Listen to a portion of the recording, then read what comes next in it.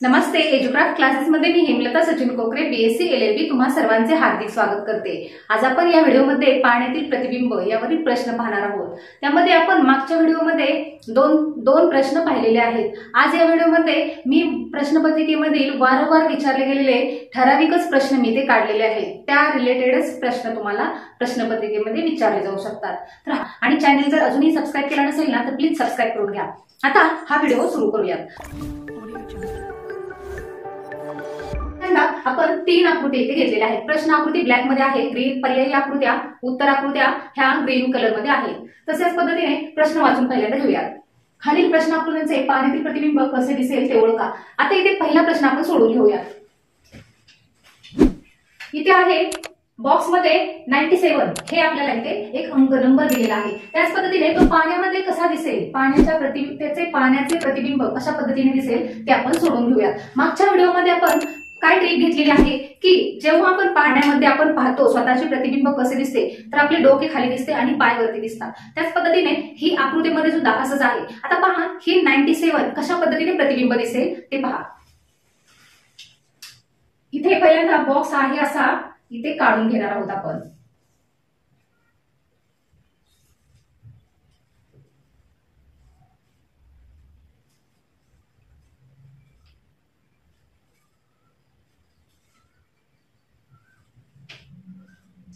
हे पाण्यातील प्रतिबिंबासाठी हे रेषा आहे. त्यानंतर आपण इथे 97 आपल्याला पाहायचं आहे.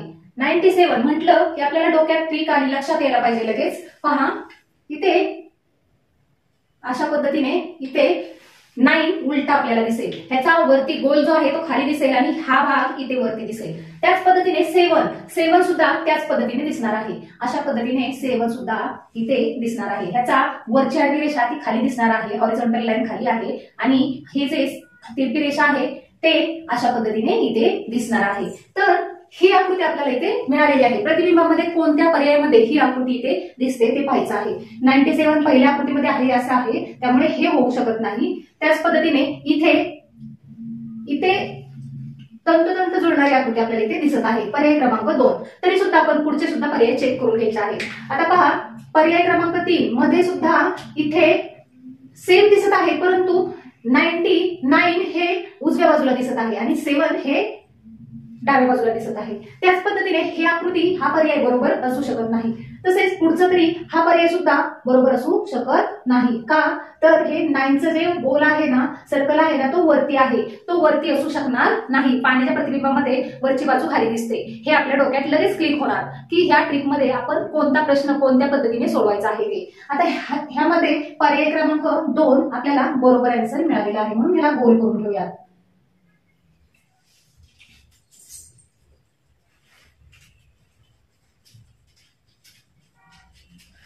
त्याच पद्धतीने आपल्याला दुसरा प्रश्न सुद्धा एक आकृती मी काढून घेतलेली आहे. अशा पद्धतीचे बऱ्याचशा पेपरमध्ये, बऱ्याचशा प्रश्नपत्रिकेमध्ये प्रश्न विचारले जातात आणि ते उलटसुलट असू शकतात. उलटसुलट असल्यामुळे आपल्याला डोक्यामध्ये एवढा वेळ नसतो. आपल्या स्पर्धा परीक्षेमध्ये आपल्याला ठराविकच वेळ असतो. त्याच्यामुळे आपण हे जे प्रॅक्टिस आहे ते आपल्याला करणं भागच असतं. त्यासाठी आपण इथे 2 नंबरची आकृती आपण पाहूया, सोडून घेऊयात. प्रतिबिंबाचे हे साइन आहे, हे चिन्ह आहे ते प्रतिबिंबाचं आहे, पाण्याचे प्रतिबिंब.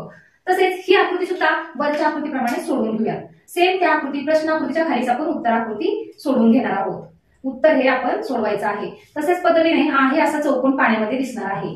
तसेच हा जो चौकोन आहे किंवा हा जो हे कापणी आकाराचा जो भाग आहे ना, तोही तसाच दिसणार आहे, कारण त्याची खालची आणि वरची बाजू सेमच आहे. इथे आहे असं दिसणार आहे.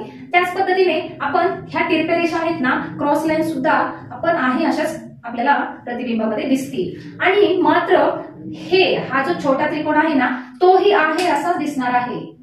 आपल्याला इथे आरशाच्या प्रतिमा आणि प्रतिबिंब, पाण्यातील प्रतिबिंब यामध्ये थोडासा फरक आहे, तो तुम्ही लक्षात ठेवायचा आहे. मागचे व्हिडिओ मी टाकलेले आहेत, त्यामध्ये मी तुम्हाला इथे ट्रिक सांगितलेले आहेत. आता पहा पुढे काय आहे. पुढे ह्या चौकोनामध्ये एक सर्कल आहे, वरती आहे, ते कुठे येईल, खाली येईल. आणि हे जे चौकोन आहे ना, तो वरती दिसणार आहे. अशा पद्धतीने ही आकृती आपल्याला पाण्यामध्ये दिसेल. तशाच पद्धतीने ही आकृती पर्यायामध्ये कुठे दिसते ते लगेच शोधायचं. जेव्हा आपण एकदम एकाग्र चित्तेने आपण जेव्हाही ते प्रश्न सोडवतो तेव्हा आपल्याला बाकीचे पर्याय आकृतीकडे आपण लक्ष द्यायचं नाही. आपल्या डोक्यात एकच पाहिजे, ट्रिक पाहिजे की हा प्रश्न आपल्याला कसा सोडवायचा आहे आणि मग आपण उत्तर शोधायचं आहे की उत्तर कोणतं आहे ते. आता पहा, ही आकृती पर्याय क्रमांक 1 मध्ये आहे का? आहे. आपल्याला उत्तर सापडलेलं आहे, तरी सुद्धा आपण पुढचे पर्याय चेक करायचे आहेत. पुढचे आहेत का नाही, का आपल्याला लगेच इथे चेंज काय आहे, बदल काय आहे किंवा फरक काय आहे प्रत्येक आकृतीमध्ये आपल्याला पर्यायामध्ये दिसणार आहे. आता ही आकृती सेम असू शकत नाही. का सेम आहे परंतु हा त्रिकोण आहे ना तो इकडे पाहिजे, तो इकडे आहे, हे सुद्धा असू शकत नाही. पुढची सुद्धा असू शकत नाही. का तर वरचा गोल आहे तो आहे तसा आहे, त्यामुळे ते असू शकत नाही. चौथ्या पर्यायामध्ये काय आहे, हा त्रिकोण आहे ना तो इकडे आहे, मात्र बाकीचा सेम आहे. सेम गोल आणि सेम चौकोन ज्या त्या ठिकाणी आहे त्यांची जागा बदललेली नाही, त्यामुळे आपल्याला पर्याय क्रमांक 1 हे उत्तर आपलं बरोबर असणार आहे. म्हणून आपण पर्याय क्रमांक 1 ला गोल करून घेऊया.